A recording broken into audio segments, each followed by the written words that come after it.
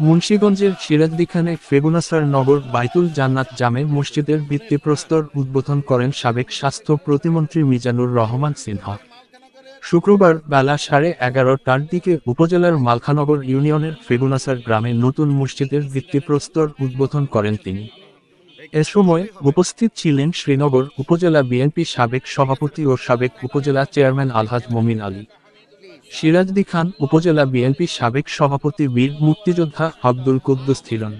সাবেক উপজেলা বিএনপি সাধারণ সম্পাদক জসিম উদ্দিন খান খোকন, আওলাদ হোসেন মোল্লা, সাবেক সদস্য সচিব আলী আনসার মোল্লা, বায়তুল জান্নাত জামে মসজিদের সভাপতি জয়নাল আবেদিন মোল্লা, সাধারণ সম্পাদক জাকির হোসেন রোমান, উপজেলা যুবদলের সাবেক সভাপতি মোহাম্মদ ইকবাল হোসেন, উপজেলা বিএনপি সাবেক ছাত্র বিষয়ক সম্পাদক জিয়াবুল আলম জিয়া, ইছাপুরা ইউনিয়ন বিএনপির সাবেক সভাপতি কাজী কামরুজ্জামান লিপু, জেলা ছাত্রদলের সিনিয়র সহ সভাপতি হিমেল মল্লিক, উপজেলা যুবদলের সাবেক সহ সাংগঠনিক সম্পাদক ইমরান সর্দার রিমুসহ আরও অনেকে।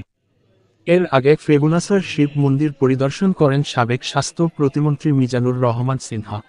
আপনাদের সঙ্গে